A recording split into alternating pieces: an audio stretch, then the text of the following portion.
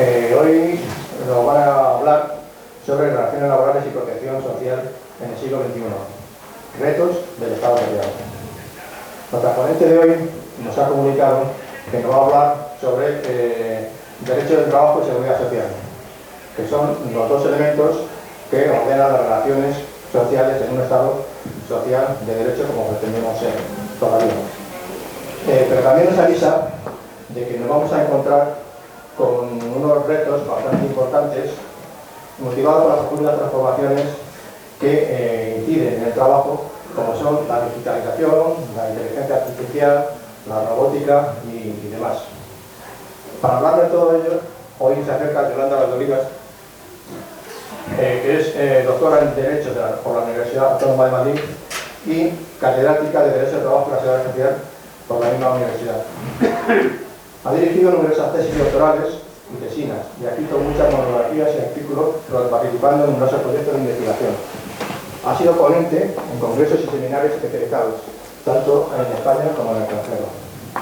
Ha desempeñado, entre otros, el cargo de decana por la Facultad de Derecho y ha sido también recientemente secretaria de Estado de Empleo desde el 18 de mayo del 18 hasta el 15 de enero de 2020. No piensa mucho más, así que Yolanda, cuando quiera, por favor, tiene la palabra. Muchas gracias.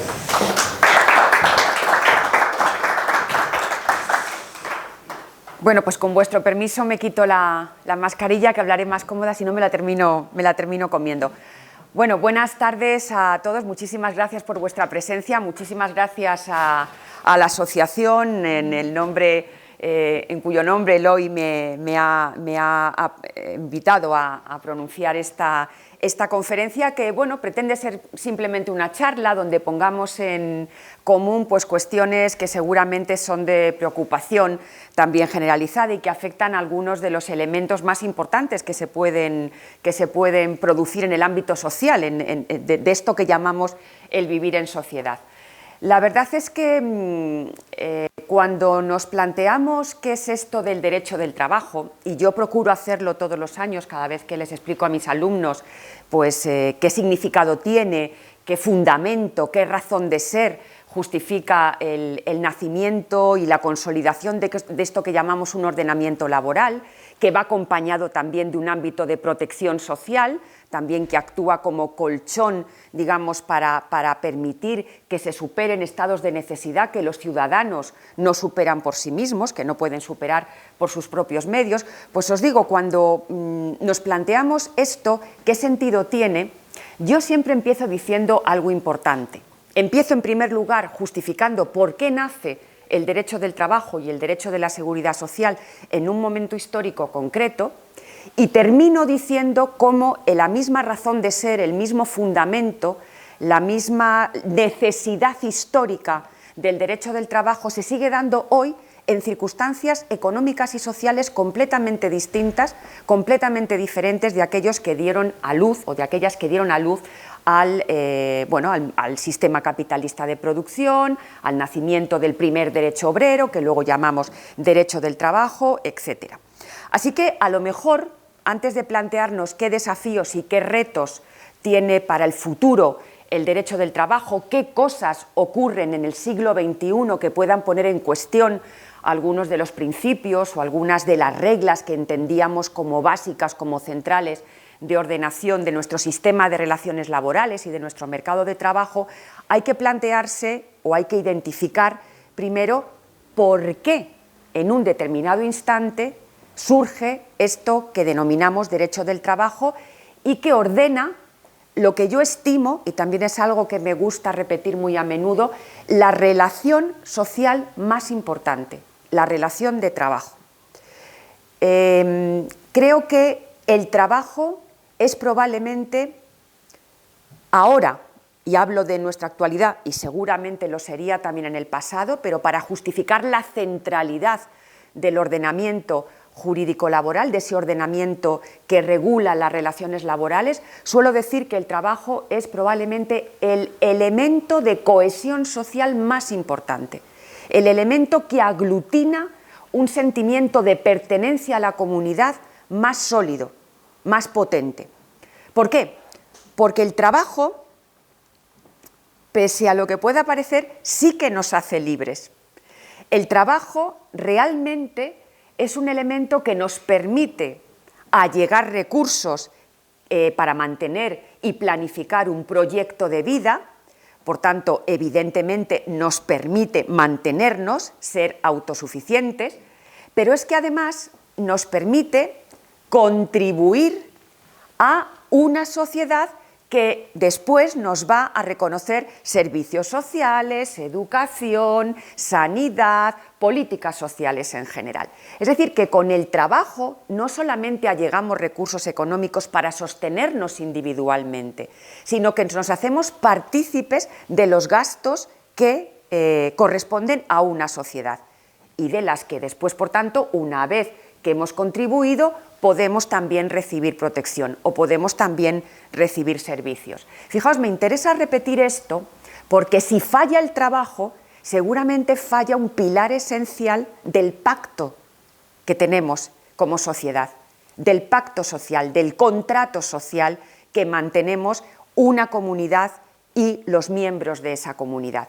Y eso permite que cuando falla el trabajo, y estoy hablando probablemente de los jóvenes, que son ahora mismo uno de los grandes retos, uno de los grandes desafíos, por ir introduciendo ya algunos de esos elementos, eso permite que algunas capas de la población, y me refiero muy particularmente a los jóvenes, sientan ese desafecto, ese desapego por lo social, porque probablemente no están recibiendo de la sociedad la parte de contrato que ellos esperaban recibir una vez habían cumplido su parte. Hemos dicho a los jóvenes que si eran responsables, que si se esforzaban, que si sacaban un título, que si conseguían, digamos, pasar por las etapas que razonablemente les exigíamos, les íbamos a dar como contraprestación un trabajo que les hiciera autónomos, que les permitiera emanciparse, que les permitiera planificar su proyecto de vida, que les permitiera participar activamente de la sociedad también como contribuyentes, no solamente como receptores, también como contribuyentes de todo lo que significa ser miembro de una comunidad. Y les estamos fallando, como estamos fallando a aquellas otras personas que han cumplido su parte, pero que por razones X no son capaces de adaptarse a los nuevos cambios vertiginosos de la sociedad en la que vivimos. Ahora mismo nos exigen competencias digitales para las que todos no necesariamente estamos preparados. Ahora todo es digital. Lo ha dicho Eloy, era uno de los retos a los que siempre nos referimos. La transición digital, la transición verde, la transición ecológica.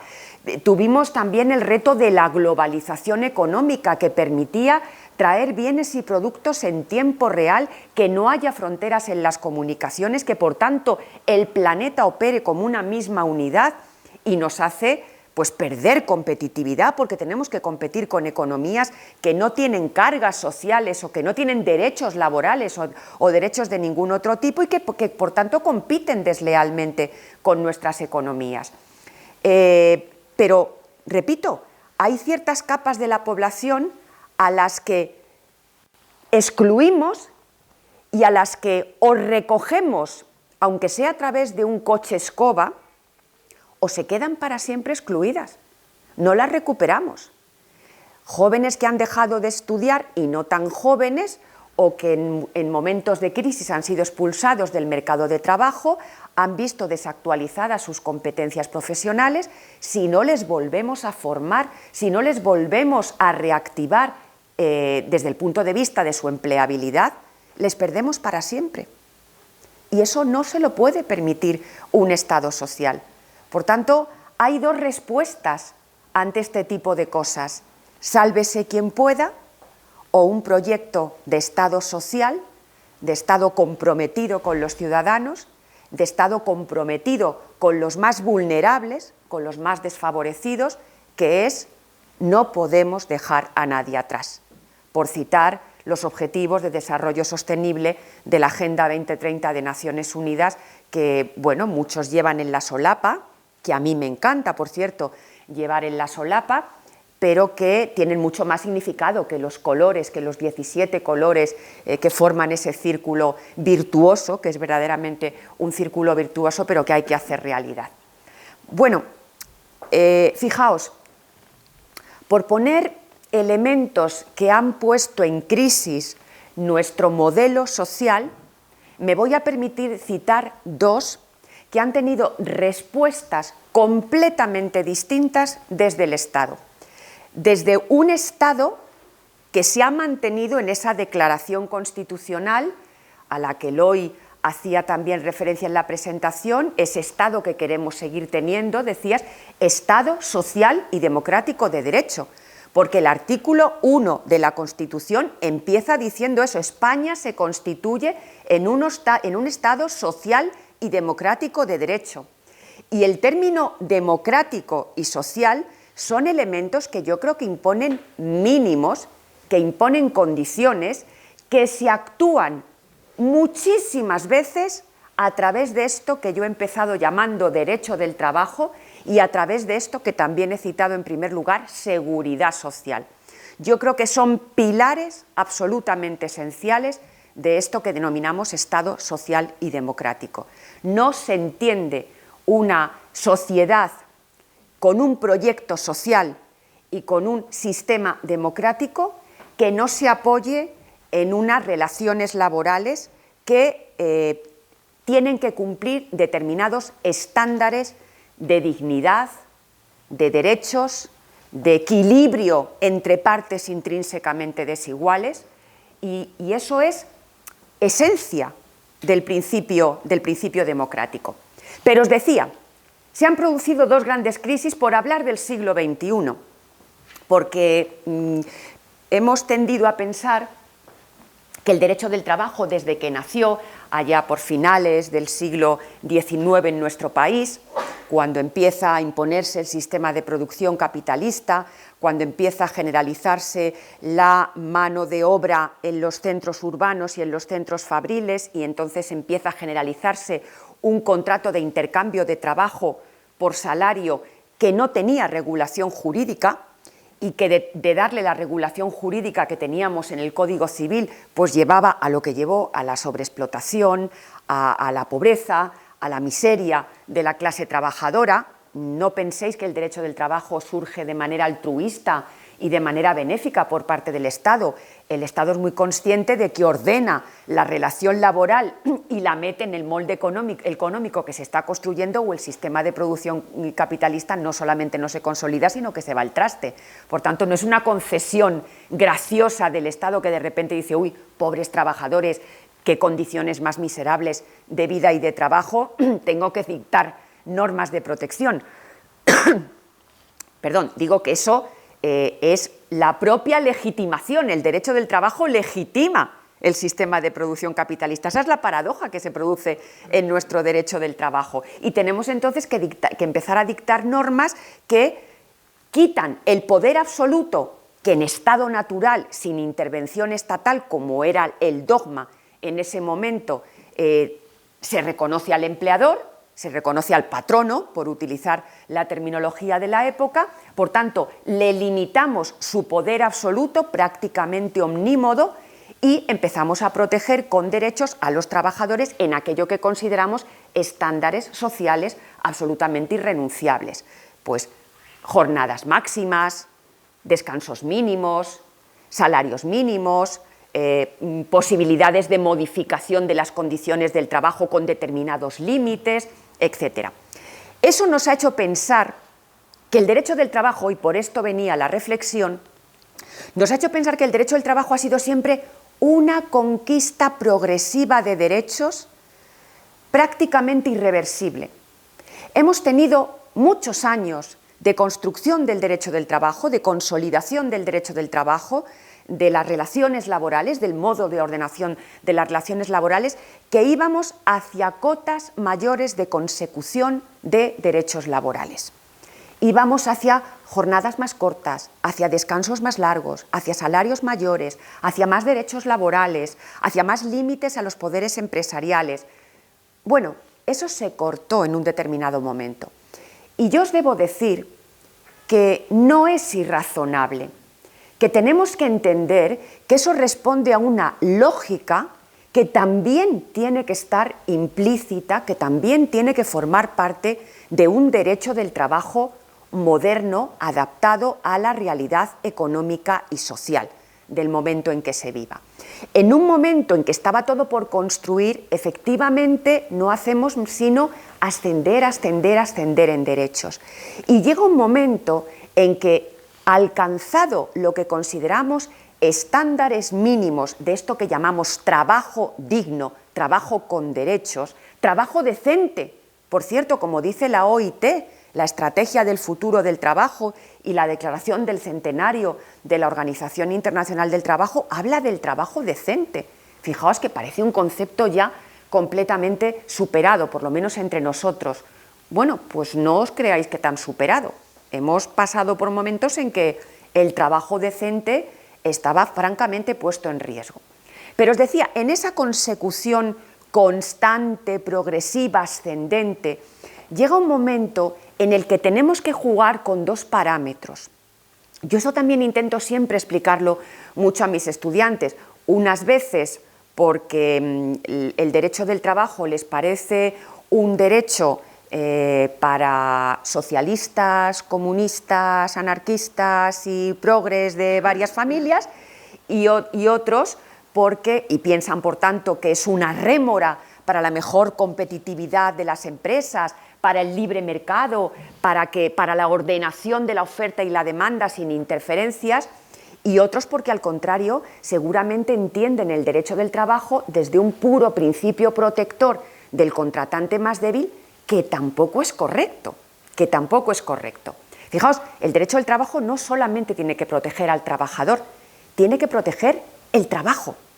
El trabajo es un bien jurídico. Y si a base de proteger demasiado o excesivamente o desproporcionadamente a los trabajadores ponemos en peligro el trabajo, ponemos en riesgo la propia subsistencia de nuestra propia disciplina, de nuestra disciplina misma. Habrá unos pocos trabajadores regulados por un derecho del trabajo muy protector, pero una gran masa de excluidos porque no consiguen incorporarse a un ámbito que no casa el elemento de competitividad, de eficiencia, de crecimiento económico que también reclama el Estado social. Allí donde no hay crecimiento económico no hay empresas, allí donde no hay empresas no hay trabajo, allí donde la economía entre en crisis, y puede entrar en crisis por factores desde luego completamente ajenos al ordenamiento laboral, pero también por la introducción de rigideces excesivas en el funcionamiento del mercado de trabajo, no habrá trabajo que proteger. Y tendremos un núcleo muy pequeñito de trabajo, con normas a lo mejor muy protectoras, pero una gran masa de excluidos que yo siempre intentaré evitar, porque lo que me importan son los más vulnerables, lo que me importan son los más sensibles a no formar parte de esto que he empezado diciendo es el gran elemento de cohesión social que nos articula como comunidad y que nos hace tener ese sentimiento de pertenencia a una cosa común, a una cosa colectiva. Hablo de las dos crisis, ya sí. Tuvimos la crisis de Lehman Brothers, la crisis financiera de 2008 y siguientes, de la que hemos tardado en recuperarnos pues casi 10 años, es decir, empezamos a recuperarnos en 2017, 2016, 2017, 2018. ¿Cuál fue la reacción del derecho del trabajo en ese momento? Pues como consecuencia de lo que muchos llamamos las prácticas austericidas, por cierto propugnadas por Europa y cumplidas al pie de la letra por España, no hace falta que os diga en qué contexto político también se produjo eso, la respuesta del derecho del trabajo fue eliminar derechos laborales, en la consideración de que cuando las empresas tienen problemas de competitividad, debemos sacrificar derechos laborales. En los momentos en que se destruye mucho empleo, se llegó a decir, más vale un mal empleo, un empleo precario, que un no empleo. Y asistimos efectivamente a una masiva devaluación salarial, a una posibilidad de modificación de las condiciones que tenían los trabajadores pactadas en sus contratos prácticamente ilimitada, porque se descausalizaron las posibilidades de cambiar salario, cambiar jornada, cambiar condiciones profesionales, cambiar régimen de descansos, cambiar sistemas de remuneración, etcétera, etcétera. Era muy sencillo y era muy sencillo despedir. Hubo una enorme amortización de puestos de trabajo. No seré yo quien niegue que cuando una empresa atraviesa por una situación económica negativa o tiene una necesidad organizativa o técnica, no tenga el ordenamiento que poder permitir eso. Lo que digo es que eso, primero, se debe hacer de manera equilibrada, jugando también con los intereses de los trabajadores, con los legítimos intereses de los trabajadores, cuyo contrato tenía un contenido que luego se vio modificado unilateralmente por las empresas, y segundo, que eso se tiene que hacer porque hay una causa acreditada, probada, que justifica esa necesidad. Es decir, que cuando hay que sacrificar intereses de los trabajadores, el interés de la empresa para hacerlo prevalente tiene que responder a una razón objetiva. ¿Y qué fue lo que ocurrió? Que esta liberalización del mercado de trabajo, este resurgimiento de la unilateralidad empresarial o este reforzamiento de la unilateralidad empresarial que se produjo en esos años de gravísima crisis económica, se hizo sin ninguno de esos dos elementos.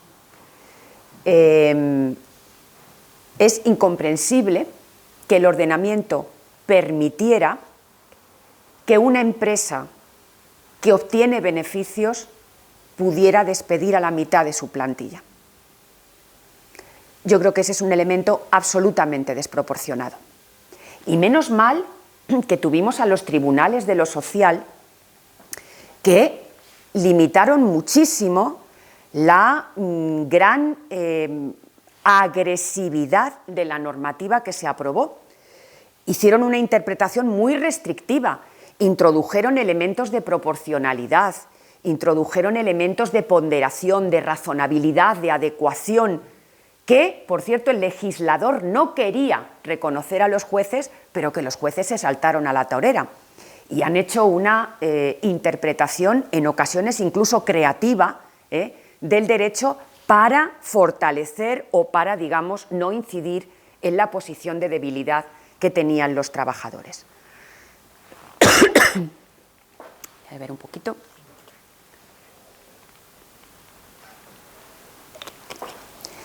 ¿Qué produjo esa crisis?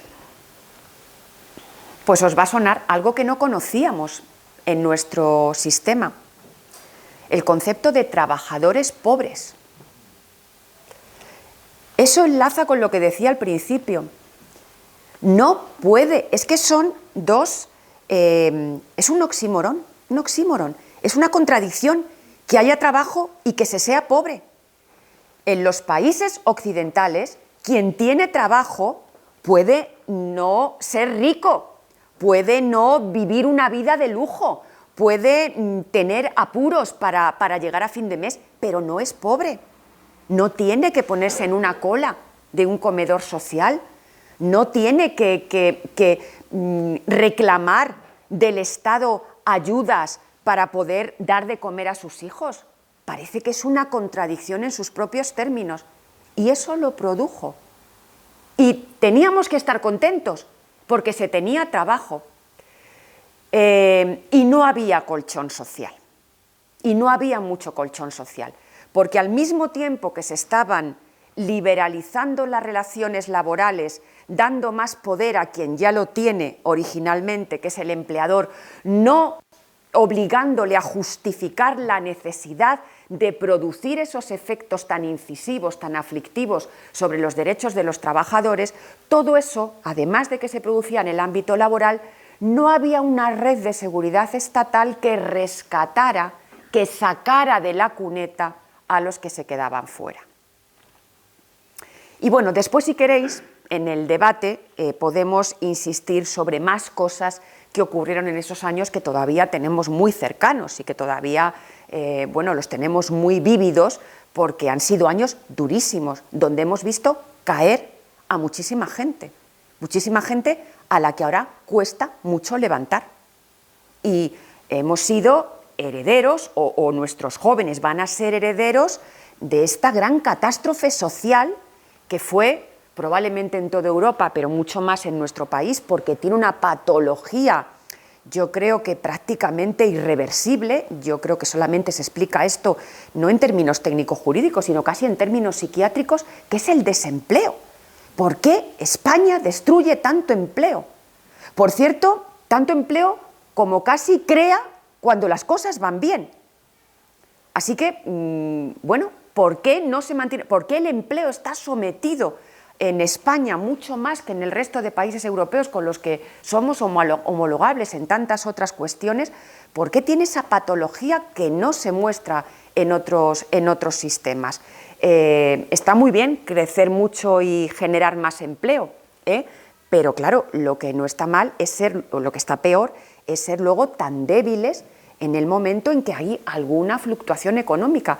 El trabajo se ha convertido verdaderamente en el factor de ajuste de las crisis económicas.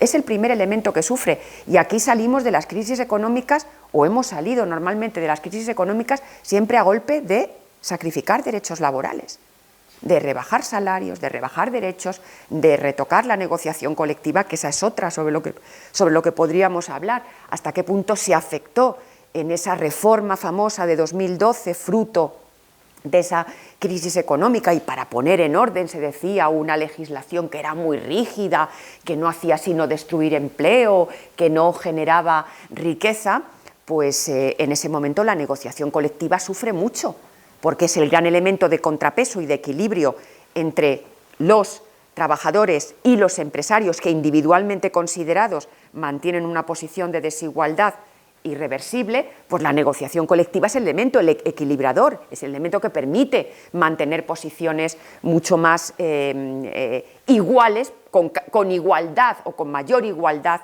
y capacidad negociadora. Y os decía, cuando nos estábamos recuperando, vino la maldita pandemia, que aún padecemos, y cumpliremos enseguida 2 años, de la que cumpliremos en unos pocos días 2 años. Pero fijaos, y quiero pensar que tiene que ver con el gobierno al que le tocó liderar, digamos, la gestión de la pandemia, la reforma laboral, las cuestiones sociales, pero tiene que ver también, y es justo reconocerlo, con un cambio de actitud europeo. Europa, cuando yo estaba en el gobierno, íbamos a Europa, a la Comisión Europea, donde se discutían directivas, llevábamos mucho tiempo desconfiando profundamente de las instituciones europeas, que habían castigado tanto a España. ¿Os acordáis de los famosos hombres de negro?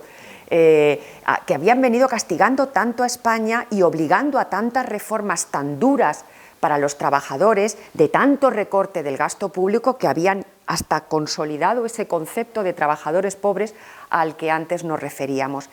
Y íbamos con muchísima desconfianza en esos primeros momentos, estoy hablando del segundo semestre de 2018, pero algo empezaba a cambiar. O sea, que no penséis que es Ursula von der Leyen ahora, sino que viene ya de la última etapa de Juncker y de la comisaria Thyssen de Asuntos Sociales, que dieron un vuelco en un determinado momento y volvieron a mirarse en eso que habíamos construido como la Europa social, la Europa de la ciudadanía social, frente a la Europa de los mercaderes, a la Europa estrictamente económica.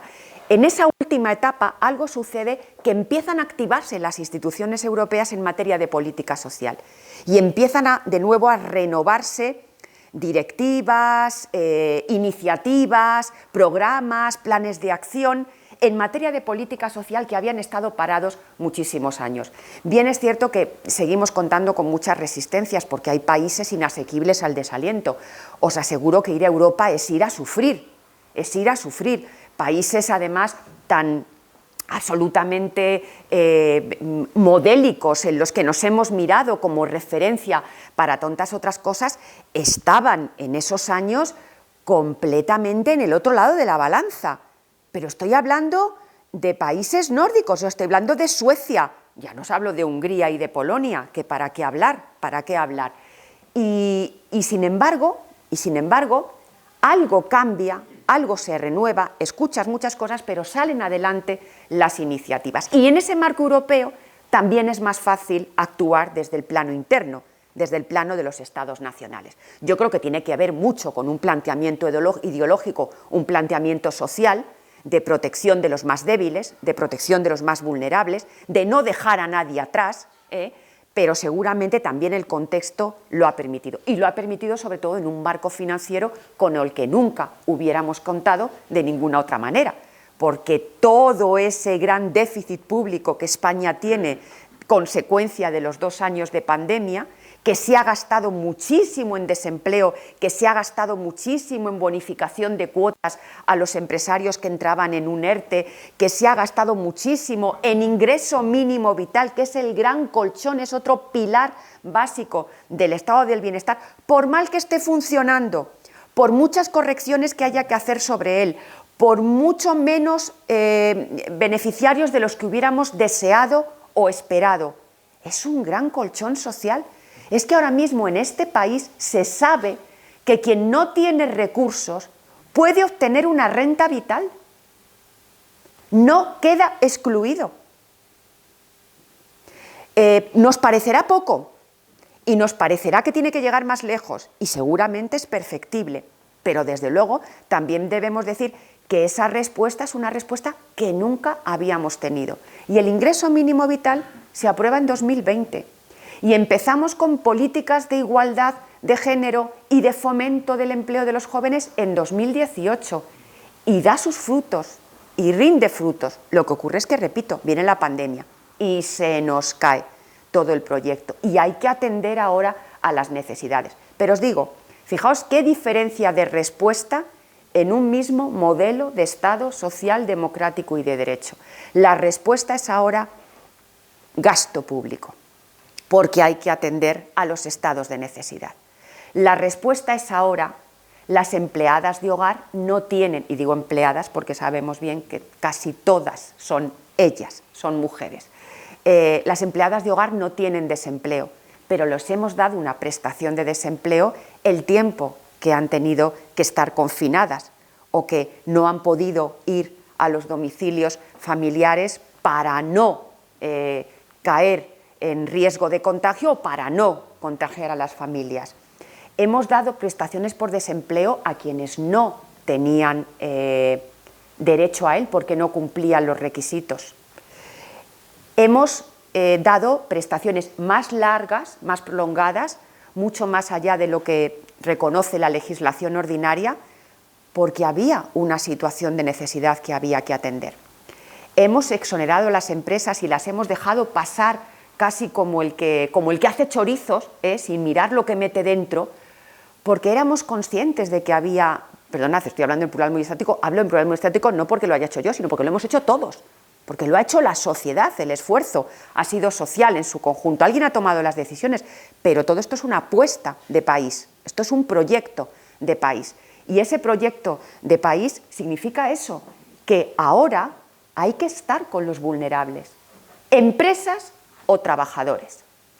Y una vez que eso está resuelto, todo lo resuelto que se puede resolver, porque también os digo, habrá muchas empresas que no se recuperen de esto, porque son incapaces de adaptar, y muchas personas también individuales, porque son incapaces de adaptarse a los cambios, porque son incapaces de acomodarse a estos cambios vertiginosos de la digitalización, de la transición ecológica, de la descarbonización, de los trabajos verdes, de las nuevas competencias profesionales.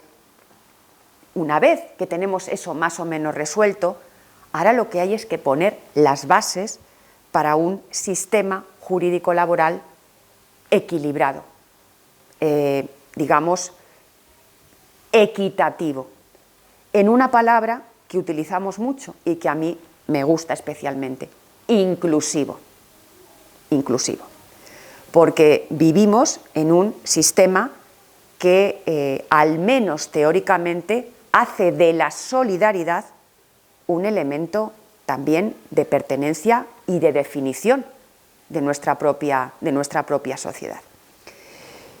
Y eso me introduce, y ya con esto, si os parece, os dejo a vosotros también la palabra para entrar en debate, en lo que ha sucedido con la reforma laboral. Muy brevemente, pero yo creo que tiene interés. Una reforma laboral que efectivamente no ha derogado todo lo que se hizo en 2012. Y me vais a permitir aquí una opinión muy clara y muy abierta. No tenía que hacerlo.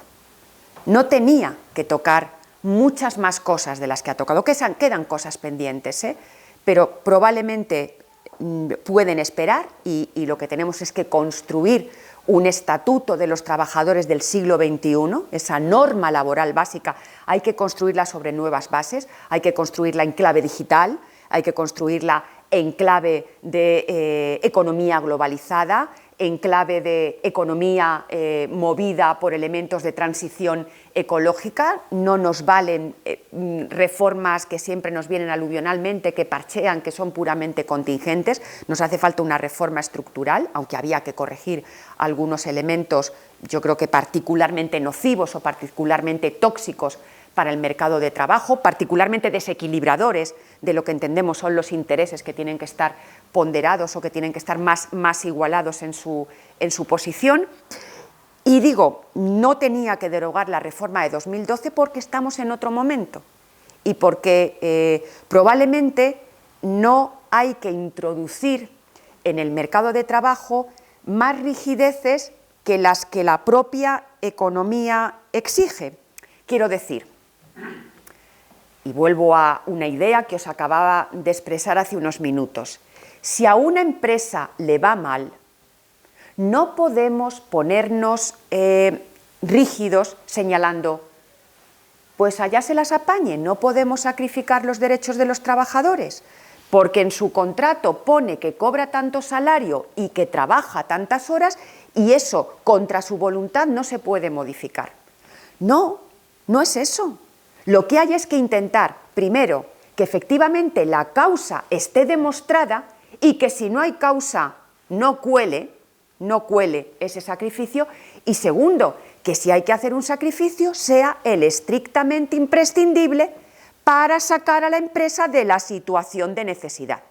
Y que cuando esa situación de necesidad ya no exista y efectivamente las medidas adoptadas de rebajar salario, de subir jornadas o de lo que fuere de modificación contractual han colocado a la empresa en una situación ya favorable, ya competitiva, se reviertan los límites o los recortes que se ha hecho a los trabajadores y vuelva a resetearse la situación.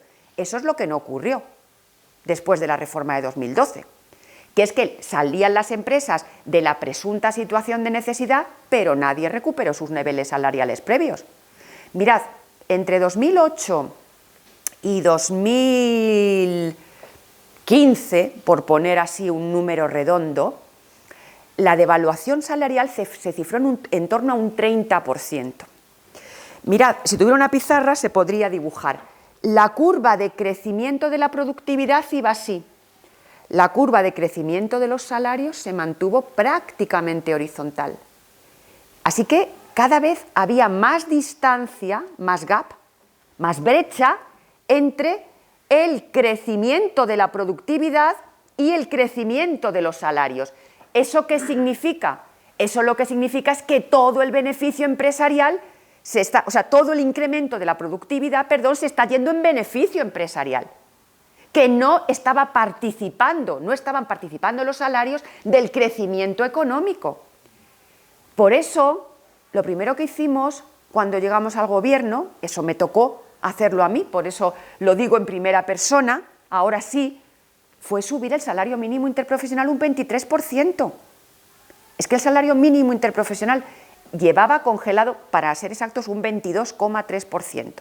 Y el año siguiente subió otro poco y este año se ha vuelto a subir y seguirá subiendo porque hay un compromiso de toda Europa, de todo el Consejo de Europa, todo el Consejo Europeo, en que en el año, al final de la legislatura, se alcanzara la media el salario mínimo estuviera en la media del salario medio, de la renta salarial media de cada país. Así que, fijaos, y esa es quizá una tesis que yo siempre intento defender, porque me parece que se equivocan quienes pretenden que el derecho del trabajo esté subordinado al criterio económico. Y sobre todo porque estamos ya muy cansados algunos de oír un solo pensamiento económico único, una sola posición de política económica, y a que nos digan sobre todo a los juristas y a los juristas del trabajo y de la seguridad social que no nos podemos empecinar en mantener principios y reglas que ya no se adecúan a la economía, que la economía es como si fueran matemáticas, ¿no? 2 y 2 en 4. No, la economía es una ciencia social, no es una ciencia exacta, no es una ciencia aplicada, absolutamente incuestionable, no tiene una única respuesta. Es más, a los economistas, yo tengo muchos amigos economistas y buenos amigos, y les tengo respeto, pero les tengo respeto, no les tengo reverencia, ni les tengo, en fin, más consideración que la que merecen como científicos sociales, lo mismo que soy yo, una científica social, puestos a utilizar la palabra ciencia. Y os digo, vaticinan perfectamente el pasado, pero no adivinan nada del futuro. O sea, son perfectos historiadores, pero en lo que es anticipar elementos económicos, ahí me parece que solo unos pocos, y parece que es que nos dicen las cosas como si fueran absolutamente irreversibles, como si fueran dogmas de fe que tuviéramos que creer. Os voy a poner un ejemplo que os va a sonar y que a mí me preocupa especialmente. ¿Desde cuándo tenía que estar quebrada la seguridad social si hacemos caso de los agoreros económicos? Probablemente ahora mismo ya no tendríamos para pagar las pensiones que muchos de vosotros estáis cobrando y que yo espero cobrar en cuanto me toque. Yo les digo constantemente a mis estudiantes en la universidad que tienen entre 20 y 22 años que no hagan caso de estos mensajes de que es que el sistema de seguridad social va a quebrar y que hay que hacerse un plan de pensiones cuando uno cumple 15 años como el que mete en una hucha de un cerdito el euro que le va sobrando de la paga semanal. No, claro que van a tener seguridad social. Y además yo le digo, es que vosotros vais a tener que, claro que tenemos que hacer reformas y claro que las estamos haciendo, pero ¿qué es eso de que el sistema de seguridad social va a quebrar? Cuando hemos tenido un sistema de seguridad social con excedentes, más ingresos que gastos, también se estaba planteando que el sistema de seguridad social iba a quebrar. Teníamos en la hucha de pensiones, en el fondo de reserva, llegamos a tener 67.000 millones de euros, quedan en torno a 2.000. Porque, por cierto, el PP se los gastó todos, que sacó de la hucha, no digo yo que no estuviera para eso estaba, para cuando vinieran mal dadas, pero desde luego cuando llegamos nosotros ya no había nada que sacar, y nosotros mantuvimos el respeto a que no se podía sacar cada año más del 3% del fondo que estaba reservado. Ese 3% se saltó por los aires en los años anteriores. Pero ¿a dónde quiero llegar? A que tenemos que ser capaces de transmitir, y vuelvo a citar a los jóvenes, confianza en el sistema, porque si no, se marcharán del sistema y triunfarán movimientos políticos populistas que dan respuestas sencillas a preguntas complejísimas, a problemas complejísimos. Tienen un argumentario líquido, pero los jóvenes están con esos mensajes populistas porque están esperando recibir lo que creen que no obtienen y que creían tener comprometido con ese pacto social que llevamos construyendo desde hace muchos años. Y es verdad, hay que recuperarles, pero hay que recuperarles con mensajes de confianza, con mensajes positivos, no diciéndoles, en cuanto te pongas a trabajar, hazte un plan de pensiones porque no vas a cobrar una pensión. Yo les digo, vais a cobrar una pensión. Y es más, si no cumplís los requisitos para cobrar una pensión, vais a tener un ingreso mínimo vital que os permita atender a vuestras necesidades. Y que os permita atender a vuestras necesidades no solo abandonándoos, venga, ya nos quedamos tranquilos, ya hemos hecho la beneficencia, ya les damos una rentita para que no estén tirados por la calle. No, no, el ingreso mínimo vital está construido sobre la base de la recualificación, sobre la base de la búsqueda de la empleabilidad, sobre la base de no se van a conformar con estar percibiendo una renta. Que eso es también lo que dicen quienes critican el ingreso mínimo vital, las rentas básicas y las ayudas incluso de desempleo, por las que uno ha cotizado, por cierto. Casi siempre has tenido que cotizar. Luego otra cosa es que cuando se te acaba la contributiva pases a la asistencial en determinadas circunstancias que tampoco son fáciles. Pues es que algunos dicen, no, es que les desincentivamos a la búsqueda de empleo. Pero ¿quién se puede creer que con 500 eurillos al mes, con 40 años, uno no va a querer trabajar? El problema es que hay mucha gente que no trabaja buscando activamente empleo, y lo voy a decir muy claro, porque eso creo que nos da una responsabilidad colectiva, una responsabilidad social, porque el sistema no es capaz de absorber a esos trabajadores, a esa mano de obra, a esa población activa. No es culpa de los trabajadores, bastante tienen con no poder insertarse en el mercado de trabajo como para encima les culpabilicemos de que son unos indolentes, unos vagos que además están subvencionados, que esa es, en fin, ya sabéis de dónde vienen este tipo de consideraciones y de argumentos. No, no, es una responsabilidad social, es que el sistema, el mercado de trabajo no es capaz de absorber porque nuestra economía ha cambiado, porque con menos trabajadores somos más productivos, porque hay robótica, porque hay digitalización, porque hay tecnologías de la información y la comunicación, porque efectivamente ya no hay trabajo para todos. Pues si no hay trabajo para todos, desde luego, quien no esté trabajando tiene que estar protegido. Esa es mi visión y esa es la que creo ha sido también una respuesta desde las autoridades, desde lo laboral, que no se ha producido con anterioridad. ¿Y qué es lo que hace la reforma laboral? Y acabo. Atacar uno de los grandes problemas de nuestro sistema prácticamente, prácticamente inveterado, ya casi proverbial, que es la temporalidad. Y lo hace con elementos que yo creo que hasta ahora no están ensayados. Yo hubiera ido a lo mejor más lejos.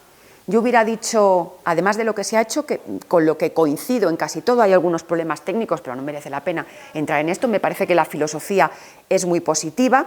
Yo lo que hubiera hecho además es decirles, bueno, como los empresarios parece que todo el rato quieren contratos temporales, que sabemos que son en fraude de ley, que no hay tal temporalidad, vamos a hacerles más atractivos los contratos indefinidos poniendo más caras la indemnización por fin de contrato temporal. Es decir, vamos a igualar la indemnización del contrato temporal a la indemnización por despido de los indefinidos y por tanto ahí ya en algún momento descubrirán que no hay nada que rascar. Pero bueno, hay aquí un elemento también psicológico muy importante. ¿Qué es lo que hace la reforma laboral? Pues tocar en subcontratación de obras o servicios, que ha sido un gran elemento de precarización de nuestro mercado de trabajo, la aplicación del convenio colectivo de la empresa principal, porque ya sabéis, una empresa principal que contrata, esa otra subcontrata, y llevamos a una cadena infinita de subcontratación, al final el trabajador de la última empresa que realiza lo mismo que el que está aquí en esta primera eslabón de la cadena, resulta que tiene un salario 3 veces inferior y condiciones profesionales precarias, etcétera, etcétera. ¿Por qué? Porque cada eslabón de la cadena ha ido precarizando la relación laboral porque la ley lo permitía, porque no había límites a eso. ¿Qué es lo que hemos hecho? No, es que ese último trabajador de la cadena número 10, del eslabón número 10 de la cadena, va a estar sometido al convenio sectorial y, por tanto, todos los de la cadena van a tener un salario equivalente, porque además, como hemos modificado la negociación colectiva, ahora no puede descolgarse la empresa del salario del convenio que pacta el sector, que esa es otra de las grandes cosas que ha hecho la reforma laboral. En 2012 lo que se hizo fue priorizar la aplicación de los convenios de empresa frente a los convenios sectoriales. El convenio sectorial es el más igualitario, es el más garantista, porque ahí ese convenio lo negocian para todo el sector empresarios, representantes, organizaciones empresariales y organizaciones sindicales, y ahí se sientan en pie de igualdad. Pero en la empresa, no hablo de la gran empresa, que esa no necesita ningún tipo de prioridad aplicativa. Los convenios de empresa suelen ser mejores en la gran empresa, incluso que en los sectoriales. ¿Cuál es el problema? La pequeña empresa. En la pequeña empresa se han pactado convenios porque los representantes de los trabajadores, primero, no tienen conocimientos, no tienen preparación, no tienen cultura sindical y les han adelantado por la izquierda. Porque, por la derecha, por la izquierda se adelanta bien, les han adelantado por la derecha y entonces han pactado condiciones completamente precarias. Es que dar prioridad aplicativa a los convenios de empresa en la pequeña y mediana empresa es dar todo el poder a la empresa. Y eso, quien quiera ver detrás un verdadero convenio colectivo, un pacto, al fin y al cabo lo han acordado los representantes, no, ahí no hay posición de igualdad, ahí lo que hay es presión pura y dura, una presión que nadie es capaz de soportar, porque tienes aquí el aliento del empresario en la oreja, que te amenaza y puede efectivamente provocarte temor. Pues eso se ha eliminado. Se ha eliminado salario. Se ha eliminado salario, prioridad del convenio del salario. ¿Qué es lo que básicamente han utilizado las empresas? Por eso se produjo la devaluación del 30%. ¿Y qué es lo que se dice ahora? Mire usted, prioridad aplicativa del convenio que yo defiendo en condiciones que son esencialmente empresariales, que se tienen que negociar a nivel de empresa porque dependen de las singularidades, de las particularidades de cada empresa en concreto. Y por tanto, que pactarlas a nivel sectorial no tiene mucho sentido. Y salario, claro que tiene todo el sentido que se pacte a nivel sectorial. Allí es donde es efectivamente más igualitario, donde se ha conseguido con más posición, con más capacidad negociadora de ambas partes. Pero evidentemente, claro que seguimos manteniendo la prioridad aplicativa para el sistema del régimen de trabajo a turnos, para el sistema de rendimiento, para jornada, para el horario. Es que evidentemente un convenio sectorial que pacte el horario de todas las empresas del sector no parece razonable, ¿no? O sea que hay otro modelo. Y otra cosa que hizo mucho daño, la ultraactividad de los convenios colectivos. Un convenio colectivo antes permanecía indefinidamente vigente hasta que era sustituido por otro. Los propios convenios y por tanto los propios sujetos negociadores podían pactar otra solución, pero si no se pactaba, la ley decía se mantienen sine die hasta que llegue un nuevo convenio que lo sustituya. Eso daba mucha capacidad negociadora a los sindicatos y a los representantes de los trabajadores. ¿Por qué? Porque podían mantener el régimen del convenio ya vencido, pero todavía aplicable, que todavía estaba surtiendo efectos, en tanto no se sustituyera por uno o igual o mejor. Es verdad que esto corre el riesgo de que la negociación colectiva se petrifique, de que la negociación colectiva no se adapte a los cambios, pero bueno, es desde ese punto de vista protector de la parte casi siempre más débil, desde luego en las empresas individualmente consideradas más débil. ¿Y qué es lo que se hizo en 2012? Decir, ultraactividad un año. Usted tiene un año para negociar. Y si usted no negocia un nuevo convenio, el convenio que está aquí, la ley aquí, ¡plas!, el convenio cae al nivel de la ley. Nos quedamos sin todo este trozo de mejoras. Usted se queda sin convenio, haber negociado. ¿Y ocurrió? No tanto como se dice, pero sí algunos casos muy significativos, porque los propios negociadores habían previsto una solución contraria. Y la solución contraria prevista por los propios negociadores prevalecía sobre la ley. Por tanto, no se produjo un efecto tan drástico como el que hubiera podido darse, de hecho, de haberse seguido al pie de la letra el mandato legal. ¿Qué hemos hecho ahora? Decir, no, otra vez volvemos al régimen de que sean los propios negociadores el que se tomen su ritmo y nunca el convenio va a caer. Lo que sí les vamos a incentivar a la negociación, de manera que si en un año no están negociando ustedes o se bloquean las negociaciones, sí les obligo a que se sometan a procedimientos de mediación, de arbitraje para salir de la situación de bloqueo. Pero no se preocupen ustedes que el convenio se va a mantener vigente hasta que llegue uno y lo sustituya.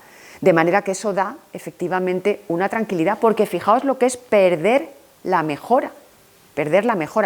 También ahí el Tribunal Supremo fue creativo y también impidió que esa caída fuera tan agresiva y tan repentina como lo que se sigue haciendo con este gesto, porque decía que las condiciones del convenio se habían contractualizado y que por tanto habían pasado como derechos adquiridos, como condiciones de la relación laboral a los contratos individuales y que por tanto sí, los nuevos contratados no tendrían convenio, pero que los anteriores sin tener convenio tenían reconocidos esos mismos derechos en su contrato.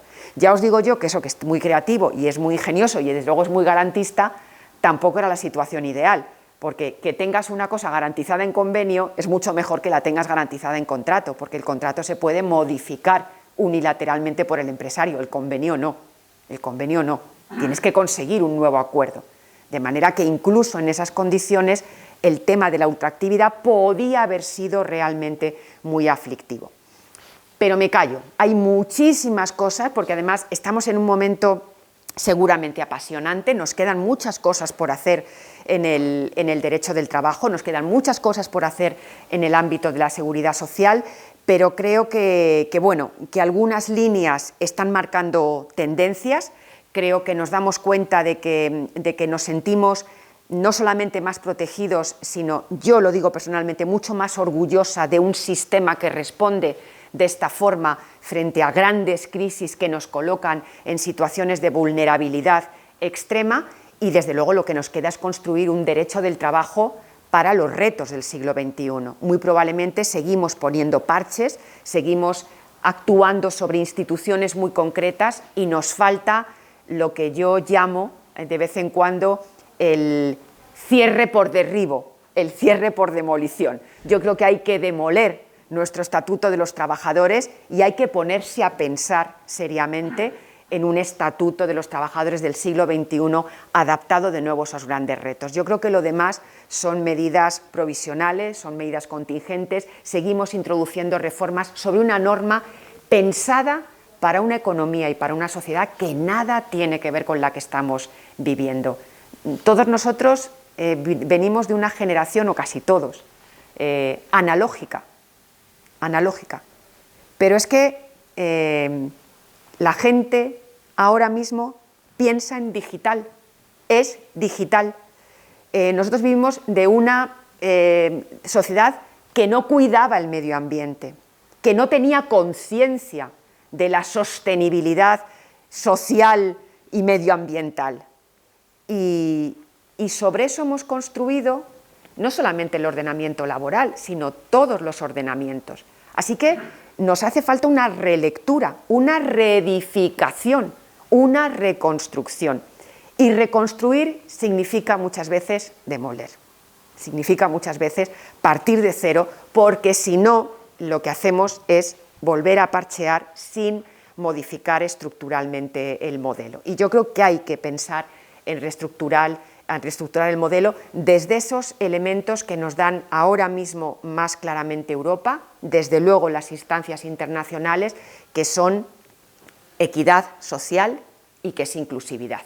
Yo creo que son elementos, por supuesto, igualdad, protección de los más débiles, todo lo que esas grandes palabras significan, yo creo que tienen que estar todavía dentro del ordenamiento laboral. Yo creo que el ordenamiento laboral, y creo no sufrir con esto una deformación profesional, creo que es un gran bastión del Estado social y democrático que os decía al principio. Me parece que es muy definidor de las condiciones no solamente de trabajo, sino de vida de una sociedad, del grado de bienestar social.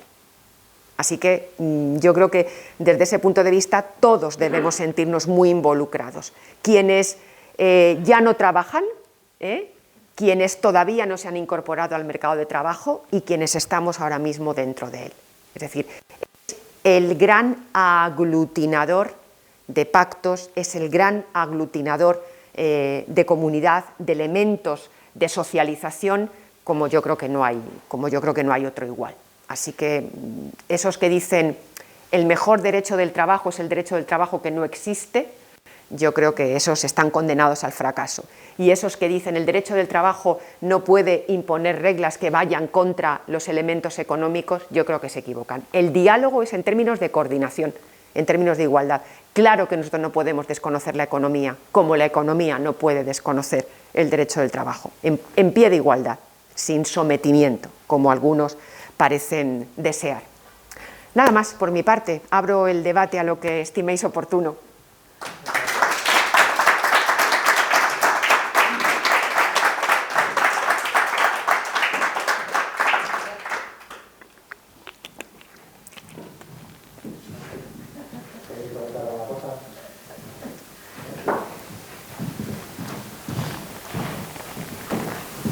Hola, muchas gracias por su intervención, nos ha encantado. Gracias. Como he manifestado, la productividad cada vez se obtiene con menor trabajo y la política fiscal está en contra de la redistribución de la renta. O sea, no tenemos ni distribución vía trabajo ni redistribución vía fiscal. Esto hacia dónde nos puede llevar. Es que... Quería hacer otra pregunta también. Y luego, yo creo que en España los sindicatos tienen poca fuerza. Yo no sé si bueno, yo creo que sí, tienen poco respaldo, tienen poca afiliación. Yo creo que es mínima, ¿no? Debe ser de los países de Europa los menos afiliación tienen, ¿no? Entonces, viven un poco de las subvenciones, viven un poco de los presupuestos generales del Estado. Entonces, ¿cómo se puede incentivar la afiliación? O sea, que los sindicatos fueran fuertes, pero el nivel de afiliación se podría, por ejemplo, incentivar en la negociación colectiva, digamos, que el afiliado tuviera, no privilegios, pero sí motivar de alguna forma para que la afiliación fuera voluntaria a través de los contenidos de los convenios colectivos. Muchas gracias. Bueno, son dos preguntas que nos permitirían cada una de ellas 2 sesiones, o sea, interesantísimas. Vamos a ver, el tema de la productividad y del tema de la fiscalidad. Es que efectivamente, mirad, la seguridad social yo creo que es el gran elemento redistributivo que tiene un Estado, o uno de los elementos redistributivos por naturaleza.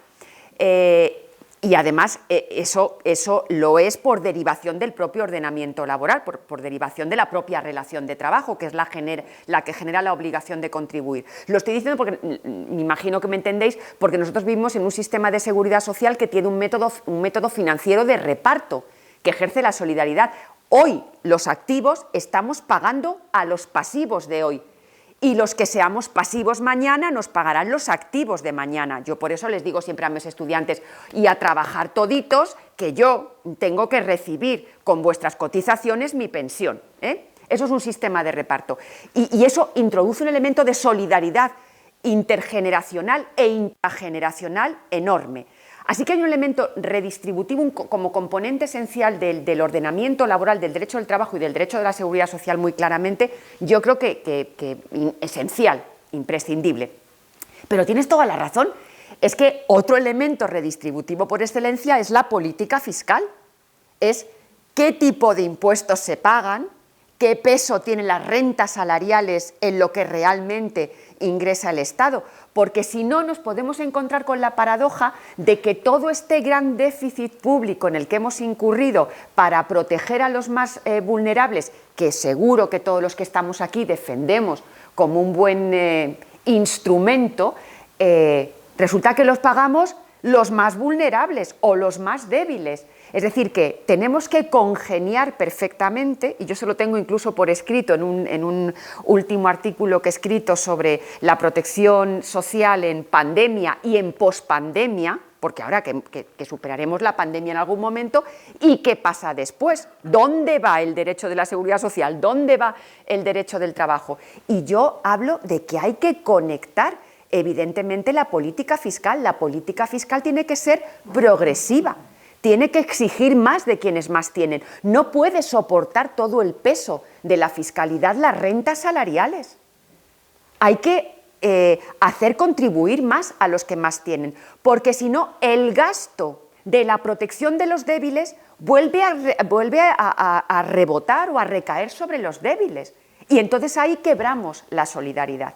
De manera que me parece un debate interesantísimo. Yo tengo muchas ganas de conocer, yo no soy experta en fiscalidad, me parece un tema además complicadísimo, pero tengo muchas ganas de conocer y espero entender la comisión de expertos que acaba de plantear el programa de reformas fiscales, que la ministra Montero ha dicho que ahora no es el momento, pero que estudiará, porque yo creo que ese es un gran debate que tiene abierto también España, que tiene abierto nuestro país. Yo creo que efectivamente hay que hacer una política fiscal mucho más progresiva, pero hablo no solamente del IRPF, que aquí pagamos unos pocos los que tenemos rentas salariales y estamos secuestrados, hablo del IVA, hablo de las tasas, hablo de los impuestos de donaciones, sucesiones, que aquí cada cual hace de su capa un sayo. En Madrid no se paga, en Andalucía tampoco, pero en Valencia sí, o en Canarias también. Bueno, es que esto es, diría mi abuela, un contra Dios. No, esto no hay quien lo siga. Y respecto del tema sindical, creo que estarás de acuerdo conmigo en que, y ahora te matizo un poco lo de debilidad y no debilidad, que tienes en parte razón, lo que pasa es que quiero introducir algún otro elemento. Es que yo creo que los sindicatos tampoco se han adaptado al siglo XXI, que yo creo que también tienen pendiente una gran reforma. Es que el sindicato, y por eso lo de la debilidad, es muy fuerte allí donde no cuesta nada ser fuerte. En la gran empresa, donde están muy implantados, y donde las relaciones laborales además se plantean en términos de un perfecto y natural e intrínseco equilibrio, ahí se presupone la cogestión prácticamente, ahí no están los problemas laborales de nuestro país, y en la administración pública. ¿Pero llega a los jóvenes? No. ¿Llega a los riders? No. ¿Llega a los que están en economía digital, ya no te hablo solo de plataformas, o a los servicios? No, no. Los sindicatos no son fuertes en servicios, ni en restauración, ni en hostelería.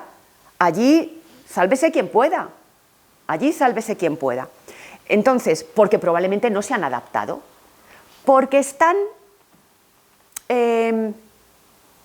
asentados en su zona de confort y no han dado el salto. Y yo esto además se lo he dicho a ellos. Claro, que también es muy difícil, es muy fácil, no nos equivoquemos, decirlo desde fuera. Hay que estar dentro. Y las cosas son difíciles. Pero fíjate, esto no les hace tan débiles como pensamos. Han sacado adelante una reforma laboral, es verdad que con pacto también con los empresarios y cediendo todos o dejándose pelos en la gatera unos y otros, pero yo creo que son un instrumento esencial del Estado social y democrático de derecho. Mirad, yo no sé si esto, yo también lo suelo decir en clase, porque no somos conscientes. El artículo 6 de la Constitución habla de los partidos políticos. El artículo 7 de la Constitución habla de los sindicatos y las organizaciones empresariales. Y el artículo 8 habla de las Fuerzas Armadas. Hombre, no están mal colocados, ¿no? no están mal colocados en nuestro entramado institucional constitucional. Y efectivamente son grandes interlocutores sociales. Lo que ocurre es que han perdido probablemente la conexión con los lugares de trabajo. Pero yo creo que son fuertes en el siguiente sentido. Tienen mucha capacidad de movilización. Su fortaleza no se demuestra en la afiliación, se demuestra en su capacidad de convocatoria, en su capacidad de activar a los trabajadores. Aquí las huelgas generales, cuando se han convocado, han sido huelgas que han tenido bastante respuesta, una respuesta bastante favorable. Algunas han llegado a movilizar este país y eso no es tener poca fuerza. Lo que ocurre es que medimos mal la fuerza, igual que no podemos medir la fuerza de los partidos políticos por los afiliados, la medimos por los escaños que tienen en el Parlamento, ¿verdad? Eso es lo que nos da la fuerza. Pues a los sindicatos hagamos lo mismo. Es que los sindicatos ahora mismo, Comisiones Obreras y Unión General de Trabajadores, que son sindicatos más representativos a nivel de Estado, entre ellos dos prácticamente copan todos los puestos de representantes en todas las empresas y administraciones públicas en este país. Hay miles de sindicatos, pero solo dos más representativos a nivel estatal y a años luz de distancia de todos los demás. Yo creo que eso es una gran fortaleza. Y esa es la fortaleza que tienen, que son representativos. Me dices, ¿se financian con subvenciones? Sí, sí. Y a mí no me importaría, igual que las organizaciones empresariales, por cierto, también. Y a mí no me importa subvencionarles. El problema es que la ley no es neutra en el incentivo o no incentivo de la afiliación sindical. Por ejemplo, en aquellos países donde vemos que la afiliación sindical es alta, mucho más elevada que en nuestro país, yo no sé si sabéis, se dice, ellos nunca reconocen las tasas de afiliación, pero yo creo que se mueven en el mejor de los casos entre el 10 y el 15% de la población asalariada está afiliada a algún sindicato. Y cuando comparamos con otros países donde a lo mejor hay tasas de afiliación del 40, del 50, del 60%, decimos, bueno, ¿y por qué en España es así? Bueno, pues porque nuestro sistema está favoreciendo la no afiliación sindical. Tú lo decías, los convenios, que los convenios colectivos sean de eficacia general en cuanto lo firman los sindicatos más representativos, que se apliquen a todos los trabajadores, estén afiliados o no estén afiliados a los sindicatos que lo han negociado, es un gran desincentivo de la afiliación sindical. ¿Para qué me voy a afiliar yo si mi condiciones de trabajo se van a ver afectadas por el convenio favorablemente? No tengo que pagar cuotas sindicales, no tengo que exponerme a que mi empresario conozca que soy afiliado y quiera tener represalias sindicales conmigo y no tengo que hacer ningún esfuerzo, no tengo ninguna diferencia. Por tanto, ya está. Y luego, fíjate, el Tribunal Constitucional, cuando se aprobó la Ley Orgánica de Libertad Sindical que permitía elementos de financiación sindical, es decir, ya que se aplica a todos y mis afiliados me pagan cuotas, pero la mayoría que se benefician del convenio colectivo no me pagan ni una cuota miserable, voy a poner un canon por negociación colectiva. Bueno, pues el Tribunal Constitucional lo echó al traste y dijo que no, que el canon por negociación colectiva primero tenía que ser aceptado por cada trabajador, o sea, cada trabajador tenía que aceptar pagar. Pues si podemos no pagar, pues no pagamos. Segundo, que además tenían que pagarlo también los afiliados y los no afiliados, y que tenía que hacerse en un canon así, simbólico, sino en proporción al salario. Bueno, tantas dificultades que no se ha vuelto a pactar un canon de negociación colectiva en un convenio colectivo. Así que les vamos cerrando todas las puertas. Así que si la legislación no es neutra, pues mire usted, por lo menos deme recursos para cumplir la misión que la propia Constitución me encomienda. Pero yo soy muy crítica con las organizaciones sindicales, ¿eh? Soy muy crítica porque las quiero mucho y porque creo que he hecho todo lo posible por darles elementos, recursos, en mismo de estas posibilidades. Pero me he sentido siempre muy cercana a las organizaciones sindicales y a veces descubres que son viejas poltronas que no están dispuestas a imaginar o hacer el esfuerzo de colocarse en otro escenario. Y yo creo que ese nunca es una buena posición para afrontar el futuro. Mirad, en la universidad nos daba muchísimo miedo el plan Bolonia. Hubiéramos podido decir, nos quedamos como estamos. No sabéis lo que hemos sufrido el plan Bolonia. Bendito plan Bolonia.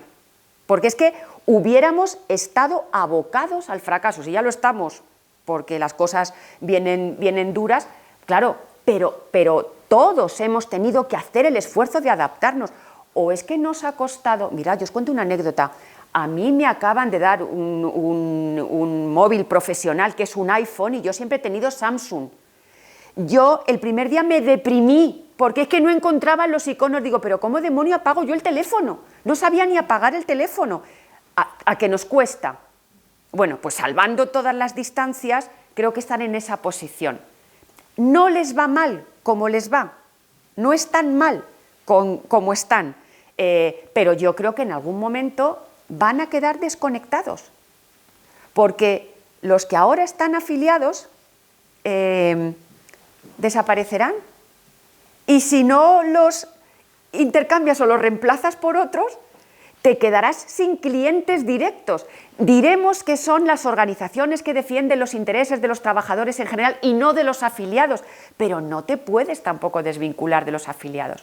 O sea que el sistema no favorece, pero ellos tampoco reman a favor o no hacen todo lo que podrían hacer. O sea, pero bueno, hay montones de páginas escritas sobre las reformas que hay que prender en el modelo sindical español, y yo creo que hay que hacerlo.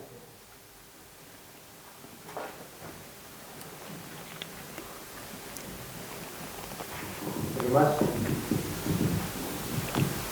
Solamente quería comentar una cosilla. Cuando hablábamos al principio de la incidencia que la digitalización o la inteligencia artificial o la robótica iba a ejercer sobre el trabajo, que estaba pensando en alguna cosa un poco más negativa. Me acuerdo de un artículo que leí el año en verano de McKinsey, la consultora, que a mí me pareció una burrada, decía que en el año 2030 casi el 60% de los puestos de trabajo iban a desaparecer por la incidencia de esas tres novedades que va a ser de estructura de trabajo.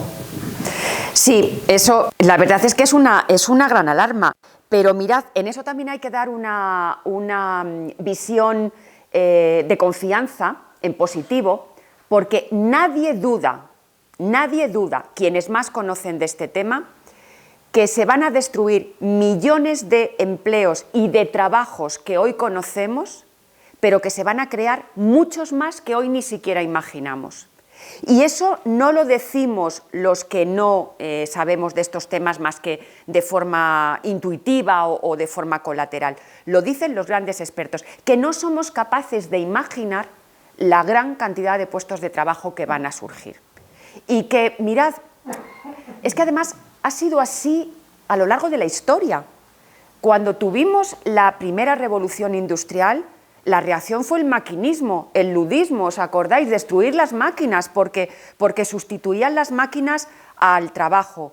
Eso fue un crecimiento exponencial de productividad y un crecimiento exponencial de empleo.